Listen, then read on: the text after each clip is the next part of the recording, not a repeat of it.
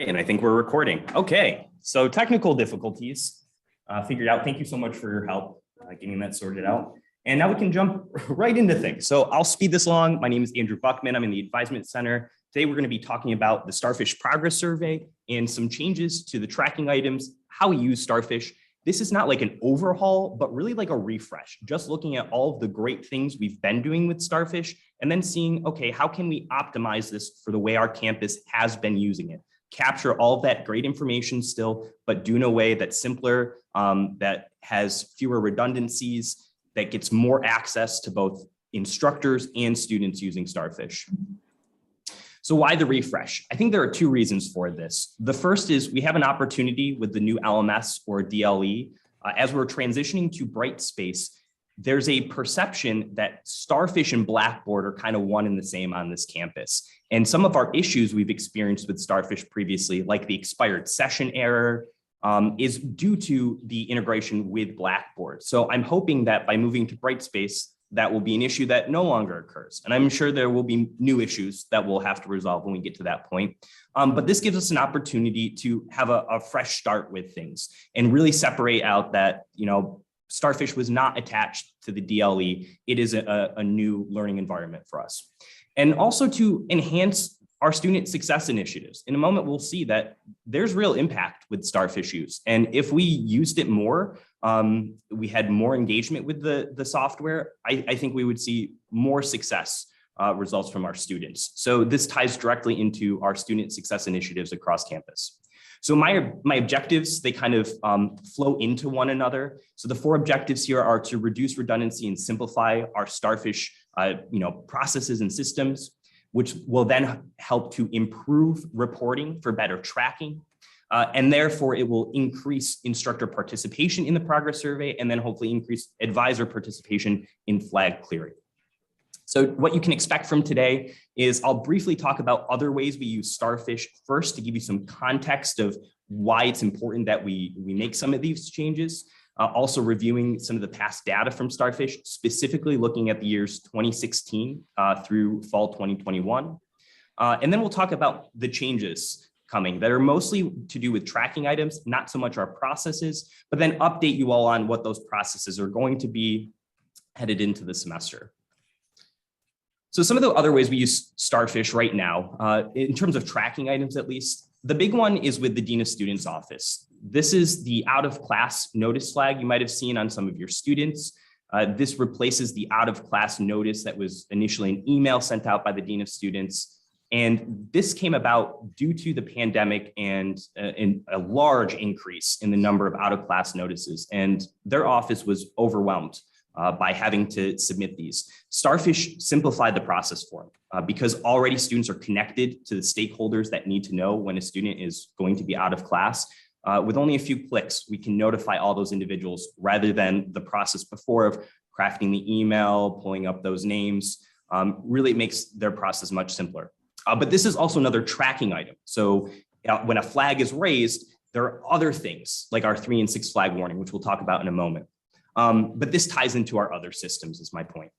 Some other flags that we use, system flags for advisors and students, the not registered flag. So if a student has been eligible to register for classes, I believe 3 days for the eligible next term, they're going to receive the Starfish flag. And then it will be resolved when the student ultimately registers for classes. So again, this is another tracking item that comes into our system. It's not something that the advisor needs to clear, but it does kind of gum up the works as another item, but it's an important item to keep for sure. Previously attended other institution, this flag gets raised when we have the information that a student previously attended another institution through the clearinghouse data, but we have no transcript from them. So in a lot of cases, this is a surprise to some students where you'll be like, oh, you have credits from this institution supposedly. Or in my case for a student, he said he didn't, but then inquiring into the other institution, it turned out he had 12 credits. So this student had a whole semester at another institution that he was completely unaware of. Some classes he took sophomore year of high school, apparently. So really great flag to have on our campus. The transcript needed from a transfer institution, this is when, again, we have record of it, but we've previously received incomplete transcript or an in-progress transcript from them. So we need that updated transcript. The 3 and 6 flag warning. So when there are 3 flags or 6 flags raised on a student, another flag gets raised. Kind of a redundant system, but important to show that, hey, there's a lot going on with our students. And one thing the Advisement Center does do for this, because there are so many faculty and advisors who aren't in there using Starfish, these students do get outreach. So the GA from the Advisement Center reaches out to these students, provides some links for helpful resources, in the event that they aren't being connected with their advisor or faculty to address these issues. So at least we are presenting information to students to help support them if they are struggling. So let's jump into the data. This is my favorite part. So this has been my project for about the past year of really diving into Starfish.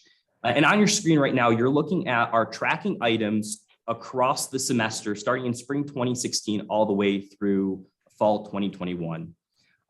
You can see the different types of flags. I've got them abbreviated here, but OAP, the green bar, that's our outstanding academic performance kudos. IDF is in danger of failing flag. EA is excessive absences, the yellow there. The blue is the general classroom concern, and the orange is the incomplete or unsatisfactory graded work. Something to note from this chart, I think, is the fall 2021 with the huge increase in Starfish kudos.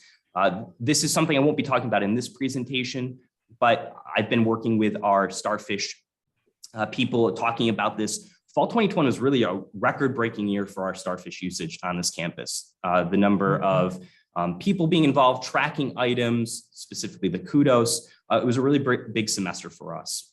But one thing I want to draw our attention to also is the relative rates of the Starfish flags. So if we look at each semester, we can see that the relative rate of what type of flag or kudos is being raised is pretty consistent. It does vary by about 10% across some types of the flags, but we get a pretty similar picture every semester of here are the number of kudos that gets raised from the survey.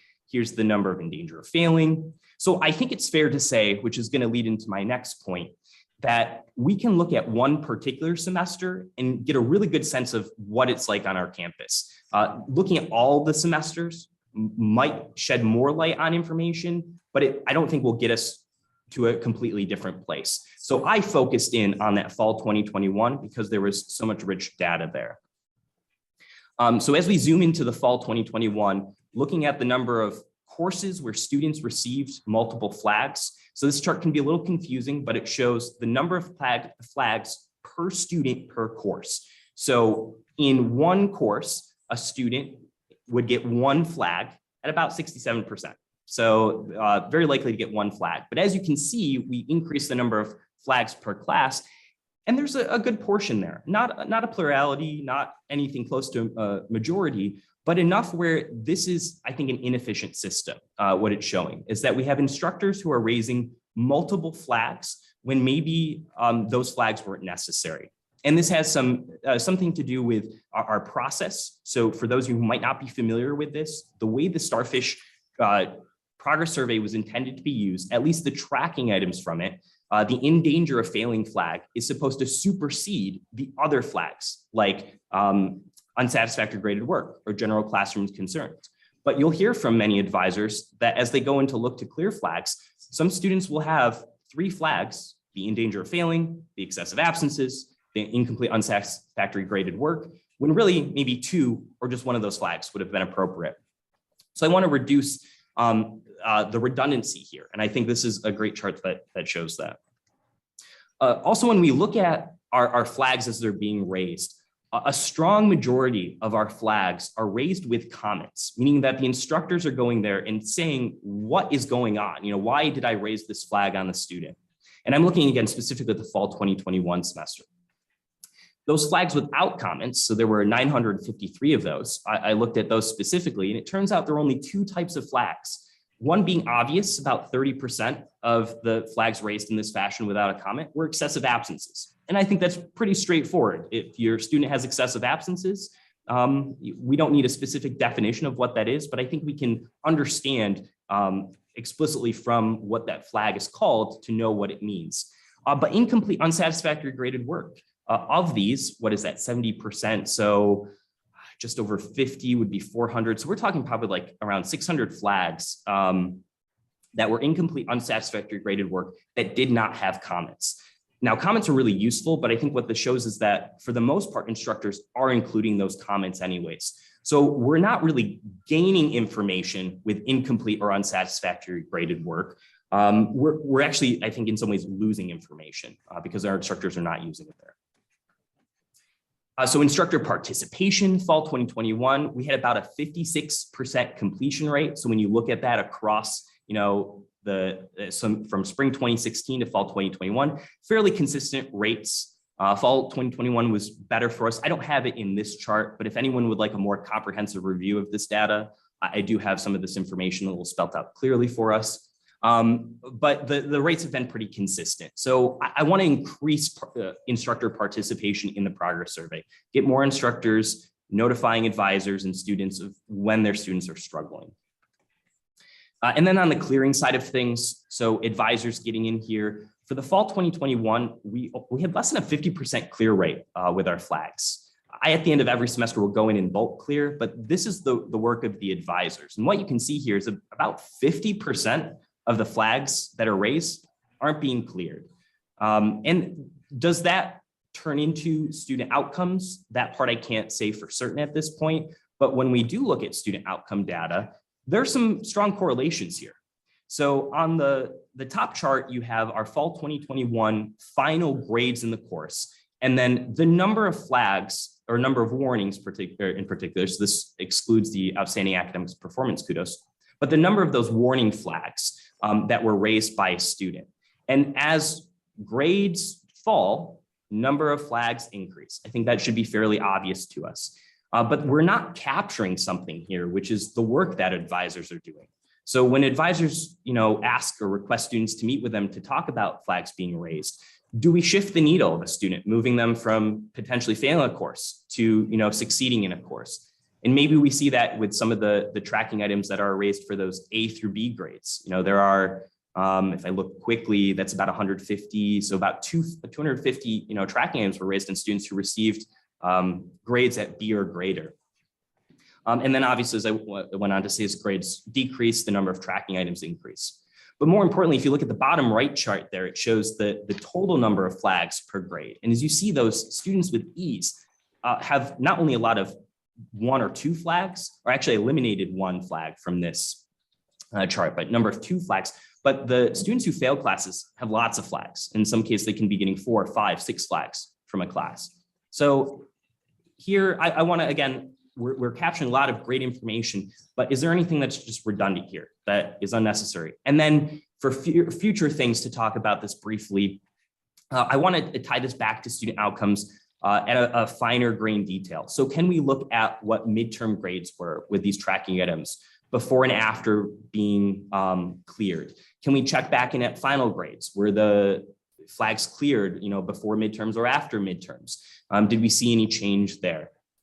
So I think there's a lot more we can do with this data, but we got to clean it up first. And that is truly kind of my mission with this progress survey refresh.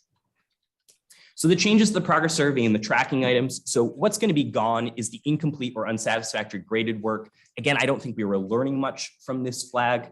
The general classroom's concern, barely used by faculty. And in my deeper dive into the data, I talk more about that flag specifically and just the range of items that were, or things that were being discussed with that flag that could be compensated for by other flags being raised.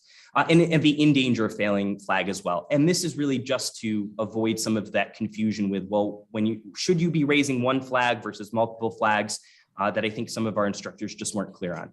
So what's going to be changed or new then? We'll talk about the behavioral concern for Dean of Students flag, the early academic concern flag, which isn't really new. It was used a couple of semesters ago, and then I forgot to turn it off, and some faculty continued to use it. So I thought maybe, okay, this is a sign here that it might be something worthwhile continuing to use.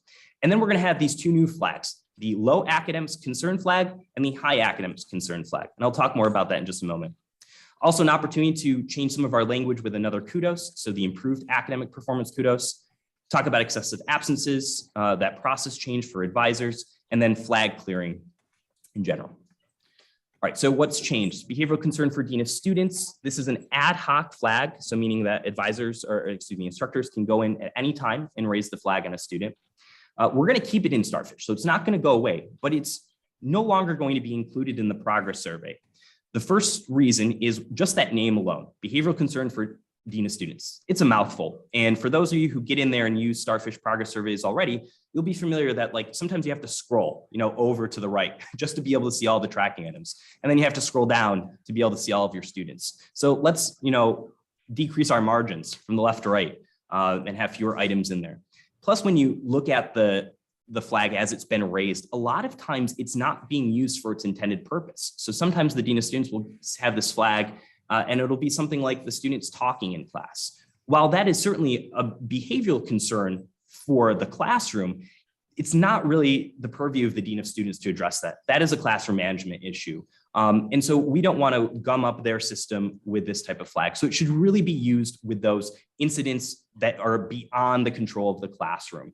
And again, it can be raised at any time. And I think, Ramin, I'll quote you on this. You had said that behavior concerns do not occur during just the 4th to 6th week of the semester. Behavior concerns occur all the time. So we want to identify those early in the classroom if possible, but also not feeling compelled to have faculty just raise this flag during the progress survey. The other item here, the early academic concerns flag, again, ad hoc, so raised at the discretion of the instructor, can only be raised prior to the survey in this new implementation. And this will kind of encompass all of those other flags, but just give one flag to, again, not gum up the works with some other things. It will occur once the survey launches, the new flags are going to become available. And you can consider this perhaps an alternative option for excessive absences at the early stage of the semester. So if a student has missed, maybe a few classes in the beginning of the semester, rather than raise that excessive absence flag, which has other ramifications for certain populations of students, you might want to let that student and advisor know, hey, you've just been missing my class, and I want to let you know to kind of touch base with you and figure out what we can do about it. So what this is going to look like to the students, so updated email templates and when the flag gets raised. So early academic concerns, raise this flag when one or more of the following are present: missing multiple classes, missing assignments, poor performance on assignments, quizzes, tests, low engagement in online learning activities, discussions. And this flag is only raised prior to the survey each semester, and it will notify the student and advisor. And the email message there says your instructor has raised concern about you. Please reach out to that instructor to find out more about this item or read the comments below. And I'm going to encourage comments because they're going to be required on this flag. So if you do raise this one, you need to say why you're raising it, because we want to know as advisors, and students want to know why this flag is being raised. And then in many of our flags, you're going to see these helpful links here. So again, because not all faculty are raising items and not all advisors are clearing items, we want to make sure students are getting resources to be successful. So this will connect them to some of those places. The new stuff. So this is really what's replacing our old flags.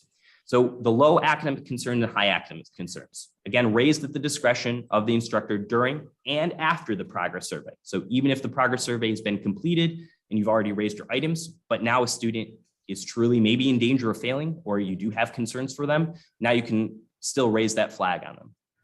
We don't have any strict guidelines for low versus high. This is the intellectual freedom of the instructor. You are in charge of your classroom and you set the precedent for what your expectations are.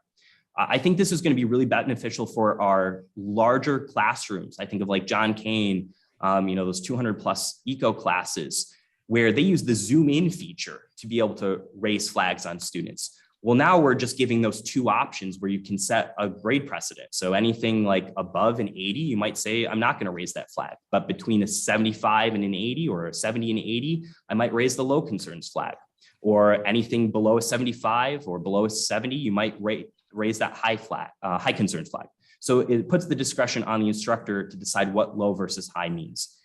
This also allows advisors to prioritize flags too, again, because incomplete, unsatisfactory graded work isn't very clear, general classrooms isn't very clear. But if we see low concerns versus high concerns, that can at least let us know from the instructor's perspective, they're prioritizing that level themselves. So we as advisors can say, okay, I'm going to work on my high concerns flags first, addressing those. And then after the fact, I can follow up on my low concerns flags. It also reduces the number of flags. So as I mentioned before, faculty raising multiple flags in the progress survey, instead of getting incomplete, unsatisfactory graded work, general classrooms concerns, and in danger of failing, when in danger of failing should supersede those, now you're stuck with kind of a binary, low versus high. And so you can think of low is equivalent to incomplete or unsatisfactory graded work, and general classrooms concerns combined together. And the high concerns flag is that in danger of failing. So it's the same meaning, we just changed the name to be very clear to instructors of what we're asking. Is this a low concern versus a high concern? The improved academics performance kudos. So this is new, ad hoc, so not a part of the progress survey. But if you see a student who has put forth the improvement, it was previously showing improvement, which is the present progressive form, but we want to know, like, did they do it? And what EAB and Starfish will tell us, when we tell students that they've turned things around and been successful, that improves their morale. It helps them do better in the classroom. So this is not something that we're requiring you to do as instructors, but if you really want to support your students and give them a kudo, that goes a long way. This is a great way to do it. So just changing some of the language there. Updated email templates, I'll go through this quickly. So low academic concerns, this is inappropriate talking, technology use, failure to complete, or poor performance on low stakes assignments, or inadequate participation, or maybe just kind of low overall grades. Again, it notifies the the student and the advisor, and a very similar message to the last email template. So to keep kind of the messaging the same. With low concerns, there is no comment required. This is due to the fact that we want students to really be the ones to seek out support. So with a low concerns flag, if it is a general like classroom type concern, maybe they're talking or using their cell phone, I as the advisor, I can talk to them about it, but there's a learning opportunity here. So maybe this is something that should be addressed in the classroom setting. But in that case, you can put the comments there, but they're not required in this instance because we do turn it back to the student to be the one to take care of this. For high concerns, though, we do have the comment required. Again, this is equivalent to the in danger of failing flag previously. And this should be raised when the student is in fact in danger of failing, they have extremely low grades, or maybe they've failed to complete those or have poor performance on high stakes assignments, big tasks or papers in your classes. And again, very similar email template with helpful links there. Outstanding academic performance, we just updated the language again with some of these things in the email template. We did include the helpful links here, discussing this with some of my colleagues. Even when our students are being successful in one class, they might not be successful in another course. And I've actually had this happen where a co-instructor, one raised the outstanding academics performance and the other instructor raised the in danger of failing. So kind of mixed messages here. So we want to make sure that if we're notifying students, here's an opportunity to get them connected with some good resources, the tutoring center, student success resources, things like that. And same thing with improved academic performance. Excessive absence, a couple updated processes, nothing changed the flag, it's going to stay the same. But for our academic probation advisors, we don't want to clear that flag without confirmation from the instructor. So remember, instructors can go in there and clear it at any time, but advisors, especially for our AP students, we should not be clearing that flag without explicit confirmation from that instructor, because this ties directly to academic probation success plans. So we want AP advisors and their students to talk about this. So maybe you want to have that student CC you as the advisor and the instructor on an email. Have the student reach out or to this instructor to request that they clear the flag, or give permission for the advisor to clear the flag. So again, really put the emphasis on the student in this case, and then working with the instructor. Now, obviously the student is not on academic probation. There are no consequences for this, but specifically for our AP students, we want to make sure this process is clear. And again, instructors can clear it at any time, and it's going to be in the progress survey, so we're not removing it. And just as a reminder, it can be raised ad hoc. So after the progress survey, if the student stops showing up to class, you can raise this flag, notify the advisor, notify the student, and supports can go into place. Updated template, again, same kind of information. We removed some of those success resources just because we didn't want, or in my case, I didn't want students to think that excessive absences can be resolved by going to tutoring or be resolved by checking out the advisement center's website. Really, this is something that needs to be addressed with the instructor. But if there is an extreme circumstance going on that has caused the student to have those excessive absences, maybe counseling services is something need to be pointed to. So I included that as a direct link so they can click on it in the email template to them. Also to note that hall directors are notified of this flag as well. And I'm going to be working with Residence Life and Housing this summer to discuss some ways we can enhance what they're doing on their side of things to support instructors because excessive absences, this was pretty tough this past semester too. I can't wait to look into the spring data and see what this informs my results as well. All right, I want to move right along as I run out of time here, but here's what the progress survey is going to look like. So for those of you on a standard monitor with regular dimensions, it should just be one screen. You don't have to scroll over. You're going to see these tracking items here: low academic concerns, high, excessive absences, and outstanding academic performance. Just some quick notes on the flag and kudos raising process. So for instructors, this is one of the few instructor initiated interventions we have on this campus. So yes, there are things instructors can do on their own, but a lot of student support happens outside the classroom. Well, this is something that happens directly from the classroom where the instructor is involved. As a reminder, you can raid many of our flags and kudos as needed. So throughout the semester ad hoc, we strongly encourage the use of the progress survey because this is an opportunity where we're all hands on deck. Both advisors and instructors are there together. As mentioned, some flags do require comments, and just be mindful of the academic calendar. We had this happen probably just because of the withdrawal policy change, but some instructors were raising flags on students recommending they withdraw from the class after the last day of classes, which really defeats the purpose at that point. So just be mindful of the academic calendar and what's going on with these. Also, what you should expect as an instructor then, major one advisors and AP advisors are the ones to address the flags and quote unquote close the loop. So communicate with the instructor, addressing the flag, what you talked about with the student. But it's important to note that when we looked at the fall, only 48% of the tracking items were cleared. So just because you raise a flag does not mean that there's going to be an explicit or obvious consequence or something's going to happen with that. But do know that the Advisement Center, GAs, we are doing that reach out to the students who have the 3 and 6 flag warning. So for those students who are getting lots of flags, they are still receiving some kind of input, even if their major one advisor is not addressing it. And remember, students are responsible for their own academic performance, not you, the instructor, not the advisor. It's them. So we want to empower them to take action, but also remember that like advisors, we're not miracle workers. We're not going to resolve all the issues, nor should we expect you as the instructor to solve all these things. But it's the students. And what Starfish is doing is it's allowing us to communicate and track what's happening. So with flag clearing for advisors, this is kind of new. We don't have a timeline currently in the books for things, but I think for best practices, we should be really clearing flags within 14 days of the raise date. Our average right now is like, I think 15 days to clear. So we're pretty close to this already. And some of those, or the reason why it's at 15 right now is due to some outliers with some instructors getting in there maybe like 30 days after a flag has been raised, which just skews that average.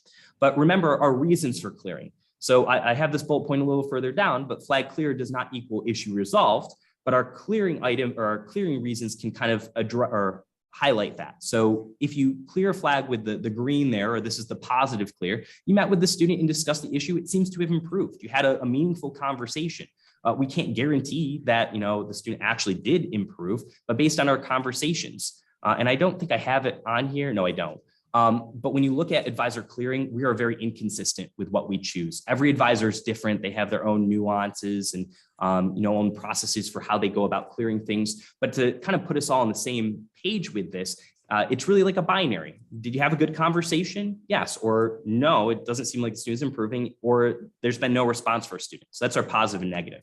There's some other options though, like if the student has withdrawn from the class, it's now irrelevant, or you raise the flag by mistake. We don't see that often. But then the other. So this is a great way for advisors to explain, we talked about what happened. It's not really clear at this point in time if the student is going to, improve or not. But then we can still pass that information on by closing loop and passing on to the instructor. And again, just flag clear does not mean the issue has been resolved. So please, instructors, if we clear a flag, don't immediately go back and raise that flag. It defeats our purposes. We're using this to notify students. We're notifying them a second time, probably email, as we heard from yesterday's panel, they might not read it. So we want to be really precise with our communication systems. So timeline, big picture, I said a lot of information, but it's truly really simple when we put on one slideshow. So here's what we're going to look at for the fall semester. So prior to the survey launch, if you go into Starfish and you want to raise a flag or give kudos to a student, this is what you're going to see. Early academic concerns, excessive absences, behavioral concerns for the dean of students. So that'll be for the first 3 weeks of the semester. Then during weeks 4 through 6, which is the normal progress survey, I'm going to turn off that early academic concerns flag. And then the progress survey will be launched and you'll see low concerns, high concerns, excessive absences, outstanding academic performance, and the behavioral concern for dean of students, which again, it will not be in the progress survey. You'll have to raise that ad hoc. And then post survey, I'll turn off the outstanding academic performance kudos. I'll turn on the improved academic performance kudos. And then those flags that were there during the progress survey are going to remain. So at any time, instructors can go in and raise those flags. But I think the timeline here puts into perspective that this progress survey is really at the beginning of the semester, but so much happens after. So even though we're pushing instructors and advisors to be here and doing this information during the progress survey, there's a lot of work that can still be done post progress survey. So we encourage those instructors to raise those flags ad hoc as needed, and instructors are there to support the students advisors to support the students as those flags come in. So what's next? Individual Starfish consultations. So if there's anyone, instructor or advisor who needs more hands-on or one-to-one support, I can provide that to you. So just reach out to me and we can set that up. If you would like me to speak at department meetings or trainings, that is something I can certainly do. So please reach out for those training requests. There will be updated documentation. So some training videos, documents that will be on the Advisement Center's website. I plan to get those up there before the start of the fall semester. So some of my summer work to be done. And then at the fall 2022 advisor info meeting, so sometime at the start of the fall semester, we'll revisit all these things again, refresh those who might have missed this information during the summer, those who have been on sabbatical, whoever just needs this information, we'll address it again at the fall. So if questions, I'm here now. I know we're short on time. I don't have anything going on right after this, so I'm available to ask questions. But if you do need to run, simply email starfish@oswego.edu or email me directly, andrew.buckman@oswego. But I'm here for questions. So let me stop sharing. Lisa, I see your hand raised. Hey, thanks, Andrew. So two things. One is, I don't know if it's too late for this, but on the language of changing the flags, I think actually I would recommend getting rid of the word low and just have like academic concerns and high academic concerns. Because I think for some instructors, people missing assignments and like it won't put them in danger of failing at the moment, but they're going to consider that like more than a low concern. So that's just, I think you explained it well and I understand what you mean, but I think some are going to be like, it's not low if they're not handing in work. And then the second thing is, so I'm totally guilty of not clearing flags. I don't know, like at one point I knew how to do it and then I completely lost like where that link was. Like if you could right click on it and like it wasn't coming up to clear the flag. So I would just like copy and paste the email I sent in to the students, like into the comment section so someone could see that I somehow followed up. So just maybe like a really brief, like clearing flags for dummies would be helpful, I think, to get at least the faculty advisors on board. And even if you wanted to do it at like faculty assembly, so people could bring it back to their departments or whatever, like it would be helpful. Thank you.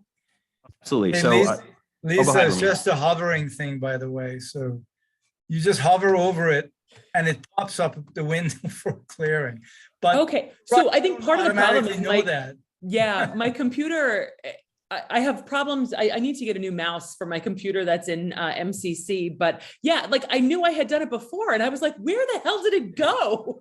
So, okay. So yeah, truly for dummies.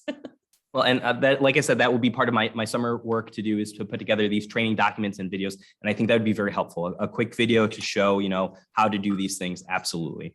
With the removal of the term low there, I see what you're saying with it. I will bring this, maybe we'll discuss this later on, the language. I think that's a reasonable suggestion. I'll talk about it with some others to see, but I do hear your concern that yes, low, that is my exact thought. We want to put that power to the instructor to decide. So if the instructor believes it is not low, maybe they would raise the high concerns, but something I will certainly discuss with my colleagues to get further impact on or input on that.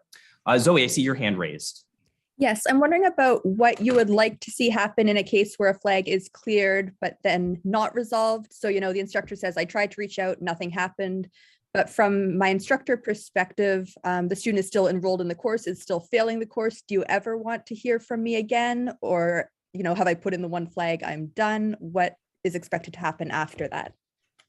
Great question. So it's up to the instructor and it's that advisor. I mean, I'm sure some major one advisors who are working with students beyond just the first year student population, they might not want to get that another notification. So I think it really depends. But from a student outcomes perspective, I'm thinking about what my work with IR and what we've uncovered is we've got that information. So you've said that, situation seems to not have resolved. We can then take a look at that at the end of the semester. When that flag was cleared in the negative, put it that way, what was, the overall results with that? Are students more likely to fail those classes? And then could that be like a more of a warning sign? Or is it really irrelevant and doesn't matter at that point? So I think, again, it's up to the discretion of the instructor. It's the progress survey. You've done your work. You let us know about the student. The flag, it's on them ultimately to resolve the situation. So the tracking item piece, sure, it would be helpful, I guess, in some instances to know more information, but in others it might not be. So it might just be redundant and unnecessary.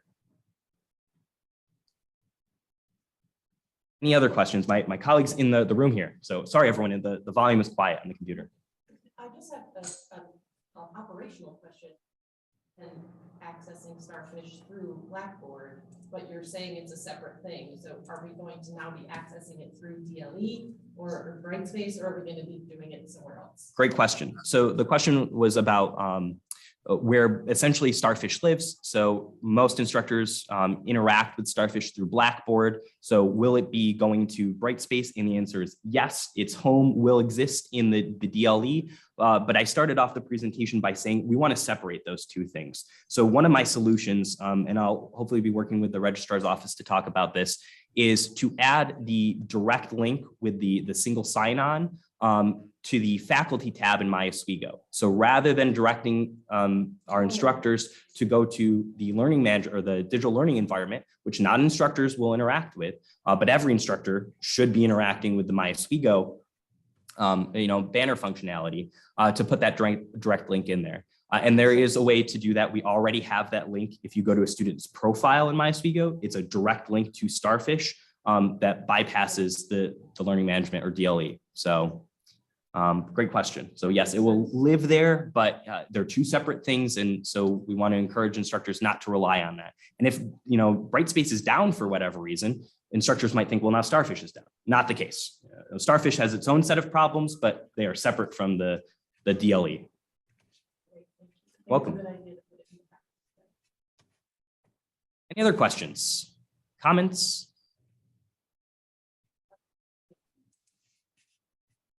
Concerns and say like different academic concerns, maybe like academic concerns and then serious academic concerns. Oh, okay, yeah. And to get rid of low, it doesn't make really that much sense. Just a binary to really force instructors. So we didn't have that the incomplete, unsatisfactory graded work is the trifecta. What do you call that? The triple threat, unsatisfactory or general classroom's concern, and the in danger of failing. 3 flags, yikes. Now the 3 flag warning is raised. And let's say the student has a missing transcript.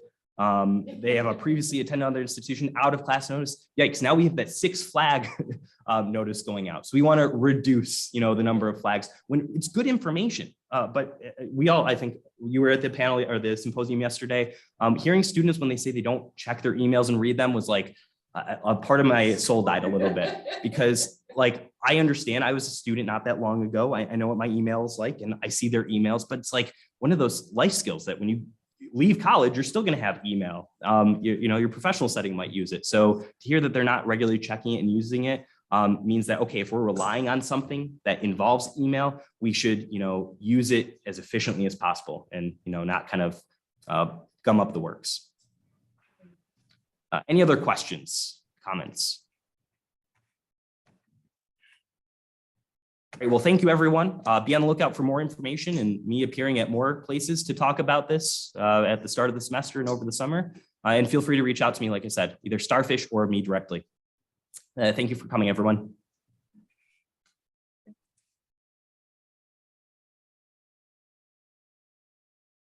Want to, Oh, but looking at you from the side and then seeing your last name is Buckman, are you related to Josh Buckman at all?